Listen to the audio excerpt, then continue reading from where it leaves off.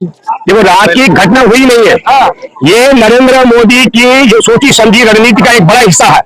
28 तारीख को supreme court में इस पूरे मामले की सुनवाई हुई थी और 28 तारीख को 7 दिन में दिल्ली पुलिस को रिपोर्ट देनी थी। वो रिपोर्ट न देने का एक षड्यंत्र है। ब्रिजभूषण शरण सिंह दावा कर रहा है कि ये ओलंपिक विजेता लड़कियां मोदी सरकार के खिलाफ लड़ रही है। कतई भी खंडन अभी तक ना तो नरेंद्र मोदी ने किया, ना अमित शाह ने किया, ना जेपी नड्डा ने किया। इसका मतलब ये हुआ नरेंद्र मोदी, अमित शाह और नड्डा की कोई ऐसी कमजोरी है जो इसकी मुट्ठी में कैद है। ब्रिजभूषण शरण सिंह अगर मुंह खोलूंगा तो सुनामी आ जाएगा।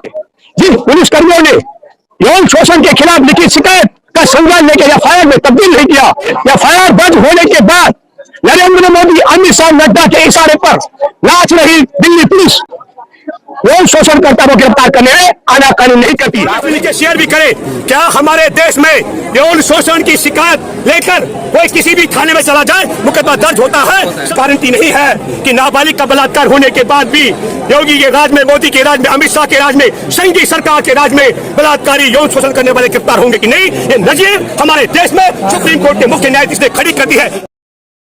रात की घटना हुई नहीं है। ये नरेंद्र मोदी की जो सोची समझी रणनीति का एक बड़ा हिस्सा है। 28 तारीख को सुप्रीम कोर्ट में इस पूरे मामले की सुनवाई हुई थी और 28 तारीख को 7 दिन में दिल्ली पुलिस को रिपोर्ट देनी थी। वो रिपोर्ट न देने का एक षड्यंत्र है और ये जो पूरा घटनाक्रम है ये जानबूझ के कराया गया। लेकिन इससे और बड़ी बात आप सब देशवासियों को समझनी चाहिए। हमारे देश में यौन शोषण करने वाला ब्रिजभूषण शरण सिंह दावा कर रहा है कि ये ओलंपिक विजेता लड़कियां मोदी सरकार के खिलाफ लड़ रही हैं। ये कैसे, इसका मतलब, और नरेंद्र मोदी ने अभी तक ये नहीं कहा कि ये पहलवान लड़कियां मेरे खिलाफ लड़ रही है, मेरी सरकार के खिलाफ लड़ रही है। ब्रिजभूषण शरण सिंह जो दावा कर रहा है उसका कतई भी खंडन अभी तक ना तो नरेंद्र मोदी ने किया, ना अमित शाह ने किया, ना जेपी नड्डा ने किया। इसका मतलब यह हुआ कि 3-4 महत्वपूर्ण बातें हो सकती हैं। एक, यौन शोषण करने वाले को नरेंद्र मोदी, अमित शाह, नड्डा का खुली छूट रही है।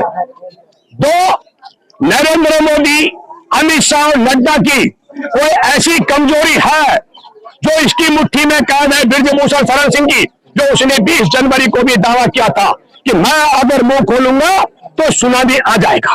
तो उस सुनामी में नरेंद्र मोदी, अमित शाह और नड्डा क्या बह जाने वाले हैं, तो तहस नहस हो जाने वाले हैं। एक बात। दूसरा महत्वपूर्ण सवाल अब खड़ा किया कि ये सारी की सारी लड़ाई मोदी सरकार के खिलाफ है। मैं आपके माध्यम से जानना चाहता हूं, इन लड़कियों का बड़ा दावा है और खास करके जब अंडर एज की थी तब की लड़कियों के शोषण का जो जिक्र आ रहा है। लेकिन एक बात कि लड़कियां यौन शोषण की शिकार नरेंद्र मोदी को मिली है। विनेश फोगाट का परिवार, मां और भाई भी साथ था। विनेश ने यह दावा किया कि तब मैंने प्रधानमंत्री को यौन शोषणकर्ता के खिलाफ इशारे में बात की थी। नरेंद्र मोदी ने इस बात का भी खंडन नहीं किया। इसका मतलब विनेश का यह आरोप भी 100% सत्य है। लेकिन आज रात ये जो घटनाक्रम किया गया, इसके पीछे की क्रोनोलॉजी को आपको हमको समझना पड़ेगा। मैंने पहले भी दावा किया था, आज भी कह रहा हूं, एक अगर हमारे देश में सुप्रीम कोर्ट के मुख्य न्यायाधीश ने अपनी इस मसले पर सुनवाई के गंभीरता के साथ में अगर फैसला तो आज ये दिन नहीं देखना पड़ता। तत्काल कानून ये कहता है कि जिन पुलिसकर्मियों ने यौन शोषण के खिलाफ लिखित शिकायत का संज्ञान लेकर एफआईआर में तब्दील नहीं किया, ऐसे पुलिसकर्मियों को तत्काल सुप्रीम कोर्ट के मुख्य न्यायाधीश की अध्यक्षता में जो जिम्मेवारी बनती थी उन पर मुकदमा करके उन्हें करना था। ताकि एफआईआर दर्ज होने के बाद नरेंद्र मोदी, अमित शाह, नड्डा के इशारे पर नाच रही दिल्ली पुलिस यौन शोषणकर्ता को गिरफ्तार करने में आनाकानी नहीं करती। लेकिन ये सारा का सारा पटकथा किसने लिखा जा रहा है? कर्नाटक चुनाव की पोलिंग से पहले अगर ब्रिजभूषण शरण सिंह को गिरफ्तार करके नरेंद्र मोदी ने इतिहास भिजवाया तो मैं दावा करता हूं, मैंने भारत की यात्राएं की है। अभी भी 2018 में संविधान सम्मान यात्रा हमने की पूरे देश की। हम कर्नाटक के लोगों को जानते हैं, कर्नाटक में दहाई का आंकड़ा भाजपा नहीं छू सकती है। इसलिए कर्नाटक में भाजपा के वोट बैंक को बचाने के लिए दिल्ली पुलिस यौन शोषण के मामले में पॉस्को एक्ट का होने के बावजूद ब्रजभूषण शरण जी को गिरफ्तार नहीं कर रही है। और आज सुप्रीम कोर्ट में सुनवाई की तिथि थी, आज आप 18 को 7 दिन का वक्त दिया गया था और दिल्ली पुलिस ने पटकथा लिखी, अपने ही बदमाश भेजे। आज डीसीपी कह रहा है इलाके का कि देखिए कोई पुलिसकर्मी शराब पिया हुआ नहीं था, किसी और मेरे पास पुलिसकर्मी घायल हुए। ये पूरी पटकथा लिखी गई है और फिर आज सुप्रीम कोर्ट में कहा जाएगा क्योंकि वहां पर हमारे पुलिसकर्मी जो सुरक्षा में थे उन पर हमला हुआ, हमें जांच के लिए वक्त दिया जाए। और ठीक 10 अगस्त को कर्नाटक चुनाव से पहले, वोटिंग से पहले, नरेंद्र मोदी अमित शाह के इशारे पर दिल्ली पुलिस किसी भी कीमत पर ब्रजभूषण शरण सिंह को गिरफ्तार नहीं करना चाह रहे। इसलिए आपके माध्यम से मैं अपील करता हूं, इस बात को इतना फैलाएं ताकि देश की सुप्रीम कोर्ट में बैठे इस मसले पर धृतराष्ट्र की भूमिका निभाए। मुख्य न्यायाधीश जानबूझ के किया जा रहा, मैं बता रहा हूँ पटकथा का। सुप्रीम कोर्ट में बैठे मुख्य न्यायाधीश तक ये बात पहुँचे कि आपने ईमानदारी के साथ में यौन शोषण की शिकार हमारे देश में ओलंपिक पदक विजेताओं की बात नहीं सुनी और यह क्रोनोलॉजी का हिस्सा है। पहले सुप्रीम कोर्ट सुनवाई करता है और सुप्रीम कोर्ट सुनवाई करते करते और फिर इसके बाद में सुप्रीम कोर्ट सुनवाई करने के बाद इसे हाई कोर्ट में ट्रांसफर करता है। मैं दावे के साथ में कह सकता हूं सुप्रीम कोर्ट इस प्रकार का खेल भी भाजपा के वोट बैंक को कर्नाटक में बचाने के षड्यंत्र के तहत खेल रहा है। मतलब आप गंभीर आरोप लगा रहे हैं, आपके पास कंटेम्प्ट ऑफ कोर्ट हो सकता है। अरे अच्छा, सुप्रीम कोर्ट पर आरोप लगा रहे हैं। सवाल है कि मैं सुप्रीम कोर्ट पर आरोप लगा रहा हूँ। जितने भी देश में कानून के जानकार हैं, मैं आप सब लोगों से अपील करता हूँ, आपको भी चाहिए इसमें कमेंट्स में लिख के शेयर भी करें।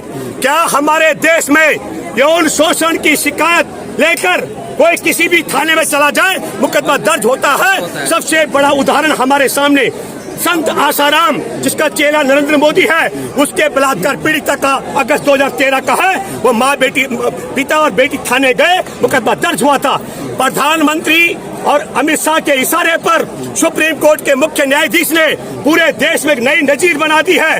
अब बलात्कार पीड़िताओं को, चाहे ओलंपिक पदक विजेता हो और चाहे आम गरीब गुरबा की हो, उन्हें पहले धरने पर बैठना पड़ेगा, फिर उन्हें सुप्रीम कोर्ट का दरवाजा खटखटाना पड़ेगा, फिर कपिल सिब्बल जैसे बड़े वकील को हायर करना पड़ेगा।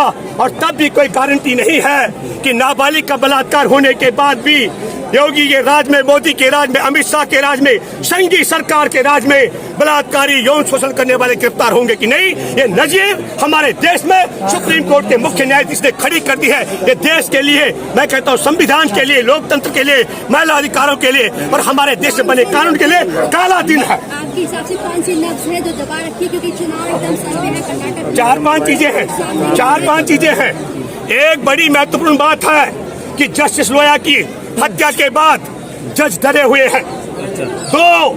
दूसरी महत्वपूर्ण बात, हमारे देश में दुनिया का सबसे ताकतवर जासूसी सॉफ्टवेयर पेगासस है, मुझे लगता है जज उसके दायरे में है। और 3, आपको मालूम होगा दिल्ली दंगों की सुनवाई कर रहे जस्टिस मुरलीधर की देर रात को इसलिए तबादला कर दिया गया था क्योंकि उन्होंने आदेश दिया था दिल्ली पुलिस पर गोली मारने की बात करने वाले ठाकुर, जो अभी खिलाड़ियों के साथ भी अत्याचार कर रहा है, अनुराग ठाकुर का बात कर रहा हूँ, परवेज वर्मा का, और एक और कपिल मिश्रा, जिसने नरेंद्र मोदी की सीडी का मसला दिल्ली विधानसभा में उठाया था, किस प्रकार बेटी का अपहरण करने में नरेंद्र मोदी तब मुख्यमंत्री रहते शामिल थे।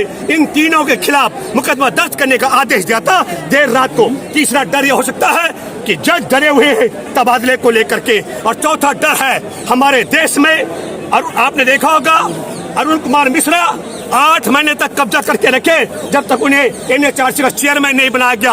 हो सकता है इस प्रकार का लालच भी हो, और इस प्रकार का लालच भी हो जो 4 जज सड़क में आए थे, उनमें से एक जज ने अपने लिए राज्यसभा का रास्ता अख्तियार किया है।